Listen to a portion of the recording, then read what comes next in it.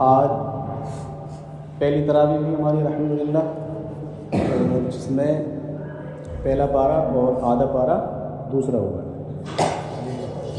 1.5 پارہ ہوا ہے۔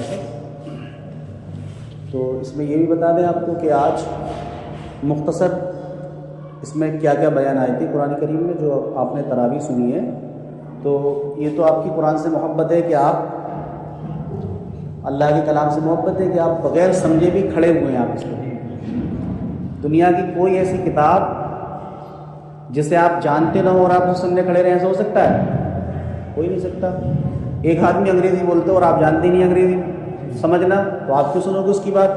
لیکن یہ قرآن کی محبت ہے کہ آپ کے سمجھ میں نہیں آیا اس میں کیا کیا بیان ہوا ہے، لیکن آپ کو قرآن سے محبت اور الفت یہ ہے کہ آپ 1 گھنٹہ تک کھڑے ہو، بس میرے آپ نے اس کو محبت کے ساتھ دلچسپی کے ساتھ سنا، جبکہ آپ کو اس کے معنی پتہ نہیں کہ اس میں آیا کیا بیان کیا گیا۔ تو یہ قرآن کریم کی آپ کو جو ہے قرآن کریم سے محبت اور قرآن کریم سے الفت ہے۔ روز جزا کا مالک ہے وہی سب کا مالک ہے، سمجھ رہے بات کو؟ اس کے بعد سورہ بقرہ پڑھی ہم نے۔ سورہ بقرہ میں جو ہے یہ سورہ بقرہ قرآن کی سب سے لمبی سورت ہے، پہلا، دوسرا اور تیسرے پارے کے 8 رکوع تک یہ سورت مبارکہ ہے، لیکن اس سورت میں بے شمار چیزیں بیان کی ہیں۔ اس میں حضرت عمر رضی اللہ تبارک و تعالی نے اس کو کئی مہینے میں مکمل کیا سورہ بقرہ کو۔ ہم نے تو یہ تھوڑی دیر میں پڑھ لیا، مگر انہوں نے سمجھ کے پڑھا اللہ کے احکام کو، اللہ کی نے جن چیزوں سے منع کیا، تو اس میں بہت سی چیزوں کا بیان سورہ بقرہ میں اللہ نے بیان فرمایا۔ سب سے پہلے تو اللہ تبارک و تعالیٰ نے منافقین کا ذکر کیا، ایمان والوں کا ذکر کیا۔ سب سے پہلے کہا الذین یؤمنون بالغیب، مطلب وہ لوگ جو بغیر دیکھے اللہ کو ایمان لے آئے، اللہ کو دیکھا بھی نہیں ہے مگر ایمان ہے اللہ پر ان کا۔ ہم میں سے کسی نے اللہ کو دیکھا نہیں دیکھا، اور ہم نے تو رسول اللہ کو بھی نہیں دیکھا، مگر ہمارا ایمان ہے نا، تو ہم ایمان والے ہیں کہ الذین یؤمنون بالغیب، وہ لوگ جو بے دیکھے ایمان لائے اللہ پر، اور نمازیں بھی قائم کرتے ہیں، زکوٰۃ بھی ادا کرتے ہیں۔ اس کے بعد میں فرمایا گیا منافقین کا ذکر بھی آیا اس میں، اللہ یستہزئ بہم ویمدھم فی طغیانہم یعمہون۔ وہ اللہ تبارک و تعالیٰ سے جو منافقین تھے نا سرکار کے زمانے میں، منافق وہ تھے جو بظاہر تو کلمہ پڑھتے تھے، نمازیں بھی پڑھتے تھے، لیکن ان کا عالم یہ ہوتا تھا جب مسلمانوں کے پاس آتے تو کہتے ہم ان کے ساتھ تھوڑی ہیں، ہم تو تمہارے ساتھ ہیں۔ اور جب مسلمانوں کے پاس سے چلے جاتے اپنے آقاؤں کے پاس، یعنی مشرکین مکہ کے پاس، تو کہتے ارے نہیں، ہم محمد کے ساتھ ہی کہاں ہیں، ہم تو تمہارے ساتھ ہیں، ہم تو مذاق کرتے ہیں ایسے ان سے۔ تو اللہ نے فرمایا کہ اللہ ان سے بہتر استہزاء فرمانے والا ہے، اللہ ان سے بہتر، وہ اللہ سے مذاق کرتے ہیں، اللہ رب العزت ان سے بہترین استہزاء فرمانے والا ہے۔ جو مذاق بنا رہے ہیں نا یہ کہ ادھر سے آئے ادھر کر دیا، بولے ہم تمہارے ساتھ ہیں، ایمان والوں کی بات ہے مشرکین کو بتا دی، ان کا اللہ تعالیٰ نے یہ رد فرمایا۔ اس کے بعد اس میں آیا تھا، مختصر بس یہ عرض کر دوں آپ سے، پھر اس میں ایک آیت آئی تھی، قرآن نے چیلنج کیا تھا کہ جو مشرکین مکہ تھے نا وہ کہنے لگے کہ قرآن کریم جو ہے یہ قرآن کریم ہمارے سمجھ میں نہیں آتی باتیں۔ بولے کیا؟ بولے اس میں مچھر کا ذکر آیا ہے، اس میں مچھر کا ذکر آیا ہے، تو مچھر کا ذکر آیا تو اس کا مطلب کیا ہوا کہ یہ قرآن تو مکھیوں کو اور مچھروں کو ان کا ذکر کرنے والے چیز کا مطلب یہ اللہ کی کتاب نہیں۔ مگر اللہ تعالیٰ نے مچھر کا ذکر کیوں فرمایا قرآن کریم میں؟ اس کی بے شمار حکمتیں، سمجھ میں آ رہی بات نہیں ہے؟ کتنی حکمتیں اس میں؟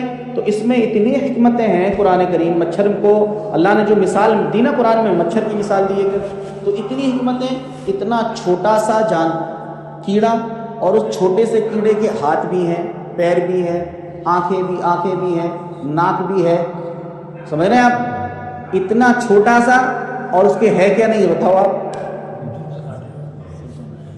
مطلب آپ کو جو غور کرنے والی چیز ہے نا، تو جو مشرکین مکہ تھے وہ کہتے تھے یہ قرآن کیسی کتاب ہے، مچھروں کا ذکر ہے اس میں، مگر اللہ نے کیوں ذکر فرمایا؟ حکمت اللہ کی، مخلوق اللہ کی، وہ بھی سمجھ رہے ہیں. تو اللہ کی قدرت پر اور اس کی شان پر غور کرو کہ یہ دیکھو کہ اتنے چھوٹے سے مچھر کو اس نے کتنی چیزیں عطا فرما دی ہیں.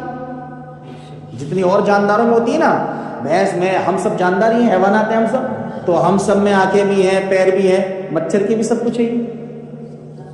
ایک چیل کے دیکھیں آپ، جو چیل میں ہے وہ مچھر میں، اور چیل اور مچھر کا کوئی مقابلہ ہے؟ مچھر، چیل کا جو پنجہ ہوتا ہے، پنجے کا جو ناخن ہوتا ہے وہ بھی مچھر سے بڑا ہوتا ہے. ابھی آپ سن لو، پہلے یہ بات سمجھا رہے ہیں، اس کے بعد سن لو. تو کیا فرمایا گیا کہ اس کتنی حکمت ہے اللہ کی. تو یہ بات اللہ نے پھر کہا اگر تم اس کو یہ بتاتے ہو کہ یہ محمد صلی اللہ علیہ وسلم کی شاعری ہے تو فاتو بصورت من مثلہ، اس کی مثل کوئی صورت لے آؤ، تم جاؤ لے کے آؤ. نہیں لا سکتے تو چیلنج کیا اللہ نے، لے کے آؤ ایک صورت. عرب والے عربی پڑھنا جانتے ہیں، سمجھ رہے بات کو، عربی بولتے ہیں وہ، آپ جاؤ گے تو عربی زبان ہے ان کی، تو کیا وہ عربی میں ایسا قرآن لکھ سکتے ہیں، ایسے آیتیں بنا سکتے ہیں؟ ہرگز نہیں لا سکتے. یہ انسان کا کلام ہے ہی نہیں، کلام کس کا ہے؟ اللہ کا کلام. تو اللہ نے فرمایا تم اس کی مثل ایک صورت لے آؤ، جاؤ آیت ہی لے آؤ. پورے عرب کے شاعر مل کے نہیں لا سکتے قرآن جیسے، ایک آیت نہیں لا سکتے. اس کے اندر جو خوبیاں ہیں، حالانکہ جب عربی جانتے تو عربی بھی تو بولے وہ، اور قرآن بھی عربی زبان میں، لیکن قرآن کی جو فصاحت، بلاغت، قرآن کے جو اسلوب، جو ضوابط، اللہ نے اس انداز میں کلام کیا، خدا کا کلام اور پھر انسان کا کلام برابر ہو کیسے سکتا ہے؟ بات سمجھ میں آ رہی نہیں آ رہی؟ تو پھر انہیں چیلنج کیا. پھر اس کے بعد اس میں اللہ تعالیٰ نے مطلب حضرت آدم کے ذکر کا پورا بیان فرمایا کہ قال انی جاعل فی الارض خلیفہ، بے شک زمین میں اپنا خلیفہ بنانے والا ہوں. پھر فرشتوں نے کہا کہ اللہ کیوں بنائے گا؟ بغیر اللہ تعالیٰ نے یہ سب ان کو ارشاد فرمایا کہ جو میں جانتا ہوں تم تو جانتے نہیں ہو. آدم علیہ السلام کو اللہ تعالیٰ نے تخلیق کر دیا مٹی، یہ تو لمبا واقعہ ہے جسے پوری تفصیل سے ہم بیان نہیں کر سکتے فی الحال. تو آدم علیہ السلام کا مٹی سے جب پتلا بن گیا، اس میں روح ڈال دی گئی. جو روح ڈال دی گئی تو اللہ تعالیٰ نے فرشتوں سے فرمایا کہ آؤ تم وہ چیزیں بتا سکتے ہو جو آدم بتائے گا؟ وہ نہیں بتا سکتے. آدم کیا بتائے گا؟ تو علم آدم الاسماء کلھا ثم عرضهم علی الملائکہ. آدم کو اللہ نے ساری چیزوں کے نام سکھا دیے، گھوڑے کا نام سکھا دیا، مطلب جتنی بھی مخلوقات ہیں سب کے نام آدم کو آتے تھے. فرشتوں کو یہ چیزیں نہیں آتی تھی، تو اللہ نے فرمایا بتاؤ تم بتا سکتے ہو؟ تو فرشتے بولے قالوا سبحانک لا علم لنا الا ما علمتنا انک انت العلیم الحکیم. اللہ ہم نہیں جانتے، ہم بس اتنا ہی جانتے جتنا تم نے سکھایا ہے، باقی علم و حکمت والا تو ہی ہے، ہم تو تیری مخلوق ہیں. اس کے بعد آدم علیہ السلام جنت میں رہنے لگے، حضرت حوا کو پیدا فرما دیا. حضرت حوا حضرت آدم کی پسلی سے پیدا کر دی گئی. پھر حضرت حوا جو پوری کائنات کی انسانیت کی ماں ہے، تو حضرت حوا رضی اللہ تبارک و تعالیٰ عنہا جنت ہی میں رہتی، آدم علیہ السلام بھی جنت میں رہتے. اللہ نے فرمایا گندم تھا، ایک درخت گندم کا، گیہوں کا، کہا اس کے قریب نہ جانا، ولا تقربا هذه الشجرة فتكونا من الظالمین. تم اس کے قریب مت جائیے. کیوں مت جائیے؟ کہا اس کے قریب جاؤ گے تو تم ہو جاؤ گے حد سے بڑھنے والوں میں سے، یعنی حد سے بڑھ جاؤ گے. اللہ نے پابندی لگا دی، یہ جنت میں ساری نعمتیں تمہاری، کھاؤ پیو سب تمہیں میں نے دے دی، لیکن اس کے قریب مت جانا. بات سمجھ میں آ رہی ہے؟ یہ جو درخت ہے گندم کا، اس کے قریب مت جانا. حضرت آدم اور حضرت حوا نے جو ہے اس کو تناول فرما لیا تھوڑا تھوڑا. پھر اللہ رب العزت جو ہے اس بات پر حضرت آدم علیہ الصلوۃ والتسلیم پر کو جنت سے باہر نکالا. سمجھ رہے ہیں؟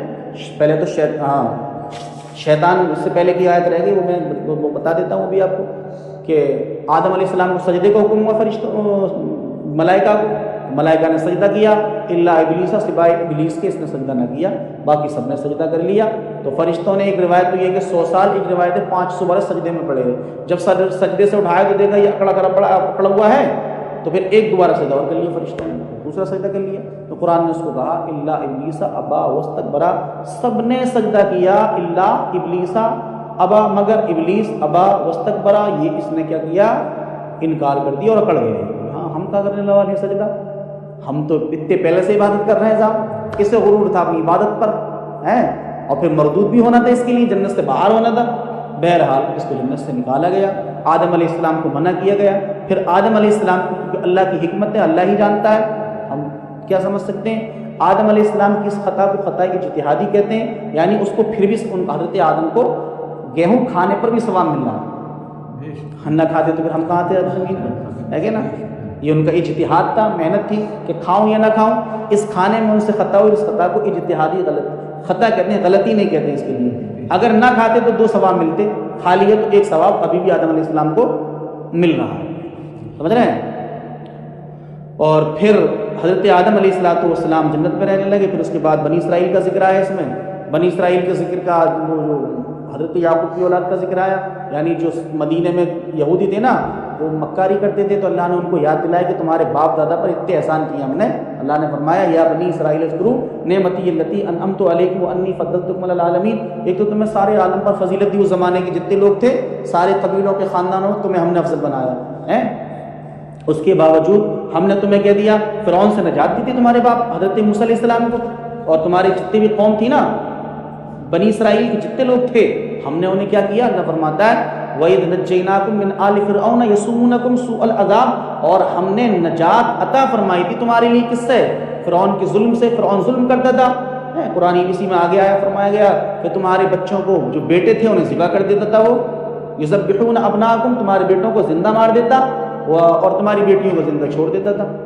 اصل میں پھر ہم نے نجات دی، موسیٰ اور ہارون کو پیدا کر دیا اس زمانے میں، اور موسیٰ علیہ السلام کی پرورش فرعون کے دربار میں کرا دی۔ یہ اللہ کی حکمت ہے۔ مطلب فرعون کو یہ لگ رہا ہے نا جو مارنا ہے اسے بتایا کسی نے کہ بچہ پیدا ہو رہا ہے، اور جو بچہ پیدا ہوگا بنی اسرائیل میں اس قبیلے میں وہی تیری سلطنت کو ختم کرے گا۔ تو ان کا نام ایسا ہوگا کوئی لڑکا پیدا نہ ہوگا، اور جو لڑکا پیدا ہوگا اسے قتل کر دو بارو۔ یہ لمبا واقعہ پورا۔ موسیٰ علیہ السلام پیدا ہو گئے، اسی کے دربار میں پلنے لگے آپ۔ مگر اللہ کی حکمت ہے، اللہ چاہتا تو ویسے بھی کر سکتا، مگر فرعون کی حکمت، فرعون کو حکمت دکھانا چاہ رہا اللہ، دیکھ لے تو تیرے دربار میں پلے گا، تیرے پاس پلے گا، اور یہی بچہ یہ پیغمبر ہے میرا، نبی ہے یہ، اور یہی پھر تیری سلطنت کا خاتمہ بھی کر دے گا، جو بادشاہ بنا پھر رہا ہے خدا کے البر ہے۔ بہرحال اللہ تعالیٰ نے اس کو پھر ان پر جو بنی اسرائیل تھے نا یہودی، ان کو اللہ تعالیٰ احسان دلا رہا ہے، یاد کرو یاد کرو۔ پھر اس میں گائے کا بچڑے کا ذکر آیا، اور بچڑے کا ذکر یہ بہت لمبا واقعہ ہے، بس میں ختم کر دوں۔ والدین کی تعظیم کے بارے میں آیا، محمد بھائی جلدی مت بھاگو۔ پھر اس کے بعد جو ہے اس میں کام کی بات ہے، دلچسپی اگر ہے آپ کو سمجھنے کی بات ہے۔ پھر اس کے بعد اس میں ذکر آیا حضرت سلیمان علیہ السلام کا ذکر آیا، اور حضرت سلیمان علیہ السلام کا ذکر آیا، اور دو فرشتے تھے ہاروت اور ماروت، ان کا ذکر آیا اس میں۔ پھر قرآن کریم میں ما ننسخ من آیت او ننسیھا نأتی بخیر منھا او مثلھا لم تعلم، قرآن کریم کی جو آیتیں ہیں نا ناسخ اور منسوخ، یہ بات آپ کی سمجھ میں نہیں آئے گی۔ ناسخ اور منسوخ یعنی کسی چیز کا حکم اللہ نے پہلے دیا قرآن میں، پھر بعد میں منع کر دیا، تو جو پہلے تھا وہ منسوخ ہو گیا، بعد والا ناسخ ہو گیا۔ تو قرآن میں اس طرح کی 4 آیتیں تھیں، آیتیں ناسخ یعنی جن کی تلاوت ابھی بھی ہے قرآن میں اور حکم بھی ہے، اور ایک ایسی آیتیں قرآن میں جن کا حکم تو ہے لیکن ان کی تلاوت اسی وقت منسوخ ہو گئی تھی، سمجھ رہے ہیں؟ ایسی آیتیں جن کا جو ہے تلاوت اور حکم دونوں ہی ختم ہو گئے، سمجھ رہے ہیں؟ تو اس طرح یہ 4 قسم کی ناسخ اور منسوخ کا علم ہوتا ہے۔ اس پر ایک لمبی ہمارے علماء کرام نے بحث کی ہے۔ اس کے بعد پھر ابراہیم علیہ السلام کا ذکر آ گیا، ابراہیم علیہ السلام کا ذکر آ گیا، اور وہ ذکر آ گیا کہ وَإِذِ ابْتَلَىٰ إِبْرَاهِيمَ رَبُّهُ بِكَلِمَاتٍ فَأَتَمَّهُنَّ، اور ہم نے اپنے بندے ابراہیم کی آزمائش کی تھی۔ آزمائش کی تھی ابراہیم علیہ السلام کی، آزمائش تھی پہلے تو یہ کہ آگ میں ڈالا گیا ہے نا، اور آگ میں ڈالا گیا، نمرود بڑا بادشاہ تھا، جب آگ میں ڈالا گیا اس کے بعد ہم نے فرعون حضرت ابراہیم کی جو ہے یہ آزمائش تھی، اور جتنی تگڑی آزمائش ہوتی ہے یاد رکھیں آپ، اتنا ہی اس کا پھل بڑا ہوتا ہے، پھل اتنا ہی بڑا ہوتا ہے۔ آزمائش جتنی زیادہ آپ گزر جائیں گے آزمائشوں کے دور سے، یاد رکھیں جب اس کا ثمرہ اور پھل آپ کو ملے گا تو وہ بہت بڑا ہوگا۔ ابراہیم علیہ السلام کی جو آزمائشیں تھی نا بہت مشکلات کا سامنا کرنا پڑا، ایک آگ میں ڈالا گیا، دوسری آزمائش یہ تھی کہ آگ سے بچ گئے، اللہ نے بچایا، اب دوسری آزمائش یہ تھی کہ جوان سے بوڑھے ہو گئے، مطلب بڑھاپے میں ہو گئے، اولاد نہیں، اللہ تعالیٰ نے عطا فرمائی، بڑھاپے میں اولاد کی خوشخبری دی گئی۔ قرآن کریم میں کہا وَبَشَّرُوهُ بِغُلَامٍ عَلِيمٍ، فرشتے آئے بولے اللہ آپ کو بشارت دیتا ہے، اللہ آپ کو ایک علم والا بیٹا عطا فرمائے گا۔ سمجھ میں آ رہی ہے؟ بڑھاپے کے عالم میں بیٹا ہوا، پھر اسی بیٹے کو حکم ہو گیا اور بیوی کو کہ نہ ان کو جاؤ چھوڑ کے آؤ، تم کہاں چھوڑ کے آؤ؟ مکے میں چھوڑ کے آؤ۔ مکے میں کیوں چھوڑ کے آؤ؟ ہمارا گھر ہے اس کو آباد کرو، ہیں؟ اب آپ سوچو بیٹا پیدا ہوا بڑھاپے میں اور پھر اللہ حکم دے دے کہ جاؤ اسے چھوڑ کے آؤ، تو کتنی بڑی بات ہوگی۔ باپ اپنے بیٹے کو بیوی کو کیسے چھوڑے گا؟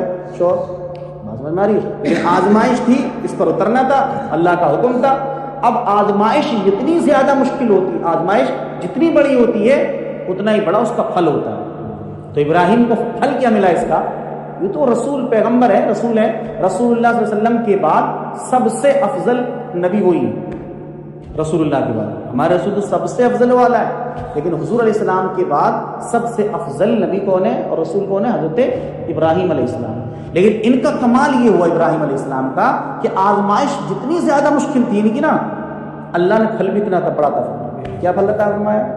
ابراہیم اب تجھے ہم یہ پھل دیں گے۔ پھل کیا دیں گے؟ یہ جو نبوت کا سلسلہ رہے گا نا، یہ تیری نسل میں چلے گا۔ وہ دو بیٹے ابراہیم کے، ایک اسحاق علیہ السلام، ایک اسماعیل علیہ السلام۔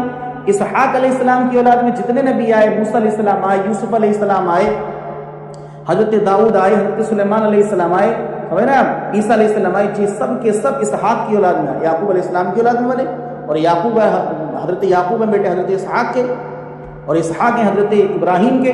تو یہ عیسیٰ علیہ السلام تک جتنے نبی آئے سب کے سب حضرت ابراہیم کی اولاد میں آئے۔ اور پھر آخر میں جو دوسرے بیٹے تھے حضرت اسماعیل علیہ السلام، ان کی نسل میں اللہ نے جس کو پیدا کیا وہ امام الانبیاء، امام المرسلین، خاتم الانبیاء، سید المرسلین، سرور دو عالم، ہم سب کے آقا و مولا جناب محمد الرسول اللہ کو اللہ نے پیدا فرمایا۔ تو امامت، اب سنو جو میں بتا رہا ہوں، باتیں بہت اس میں ختم کر دیتے کہ اللہ تعالیٰ نے امامت جو ابراہیم کو عطا فرمائی کہ دین کوئی سا بھی ہو ابراہیم تیری ادائیں باقی رہیں گی۔ ادائیں کیا باقی رہیں گی؟ حج کرنے جائیں گے تو صفا مروا پہ دوڑیں گے، بات سمجھ میں آ رہی ہے؟ کعبے کا طواف کریں گے ابراہیم، اس کے علاوہ پھر جو ہے مقام ابراہیم ایک جگہ کعبے کے سامنے، تو وہاں جب بھی جائیں گے یہ تو مقام ابراہیم پر کیا کرو گے؟ تمہیں 2 رکعت نماز پڑھنی ہے۔ طواف کرنے کے بعد جب آپ عمرہ کریں گے تو طواف کریں گے، طواف کے بعد میں فوراً مقام ابراہیم کے سامنے جاؤ، نماز پڑھو گا۔ کیوں؟ وَاتَّخِذُوا مِن مَقَامِ إِبْرَاهِيمَ مُصَلًّى، اور یہ جو ابراہیم کی جگہ ہے نا یہ نمازی ہے، نماز کے لیے ہو گئی۔ اب جب تک قیامت میں کوئی بھی عمرہ حج کرے گا طواف کے بعد ابراہیم کی جگہ پہ نماز پڑھنا ہے۔ مطلب دین نبی میں بھی یہی ہوگا۔ کیوں؟ کیونکہ امامت عطا فرما دی اللہ تعالیٰ نے، کیونکہ آزمائش بہت کر رہی تھی حضرت ابراہیم کی، بہت مشکل دور سے گزرے آپ، اور جتنے مشکل دور سے گزرے حضرت ابراہیم اللہ رب العزت نے ان کو ایسی امامت عطا فرمائی۔ بات سمجھ میں آ رہی ہے؟ اب ہم اپنے نبی صلی اللہ علیہ وسلم کا یہ خاص سا بتائیں آپ کو، اگر توجہ ہے پہلی بھائی، جلدی ہو دودھ کے چکر میں سنو۔ اب میں آخری بات بتاؤں گا، سرکار صلی اللہ علیہ وسلم نے جو ابتدائی اسلام تھا نا، اس میں کیا کیا نبی پاک صلی اللہ علیہ وآلہ وسلم نے؟ اس دور میں قبلہ جو بیت المقدس ہے نا، فلسطین والا قبلہ، اس طرف سرکار علیہ السلام نے 17 یا 16 مہینے نماز پڑھی ادھر کو منہ کر کے۔ مدینہ طیبہ میں وہ ایک مسجد بھی موجود ہے جس کو مسجد قبلتین کہا جاتا ہے۔ تو جو یہودی تھے وہ کہنے لگے ویسے تو تم یہ بتاتے ہو مگر تم نماز ادھر ہی پڑھتے ہو ہمارے قبلے کی طرف، بیت المقدس کی طرف۔ پہلا جو قبلہ ہے زمین پر، روئے زمین میں سب سے پہلا اگر یہی کعبہ مکرمہ ہے جو مکے میں ہے۔ حضرت سرکار صلی اللہ علیہ وسلم کو یہ خواہش رہتی اللہ کا حکم آ جائے تو میں اپنے اسی قبلے کی طرف نماز پڑھوں گا۔ کون سے؟ جو ابھی یہ قبلہ ہے، ہم سب نماز پڑھ رہے ہیں جس کعبے کی طرف۔ تو سرکار کی خواہش تھی۔ اب سنو، اللہ رب العزت جو لوگ یہ کہتے ہیں نا کہ رسول اللہ صلی اللہ علیہ وسلم ایسے ہیں، ویسا یہ نہیں تھا، یہ نہیں ہے، نماز پڑھ رہے ہیں اور ان کا جو رب ہے نا، ان کا رب ہم سب کا خالق و مالک اللہ عز و جل، قبلتن ترضاها فولی وجہک شطر المسجد الحرام۔ قبلتن عربی گرامر میں، قبلتن عربی گرامر ہر زبان کے لیے کچھ اصول اور ضابطے ہوتے ہیں، تو عربی میں ایک معرف اور ایک نکرہ ہوتا ہے، سمجھ رہے ہیں؟ نکرہ کسی معین چیز پر دلالت نہیں کرتا ہے۔ نکرہ جو ہوتا ہے نا، نکرہ وہ کسی خاص چیز کو دلالت نہیں کرتا ہے۔ نکرہ کا مطلب یہ ہوتا ہے کچھ بھی ہو سکتا ہے، اس میں کوئی بھی مراد ہو سکتی ہے۔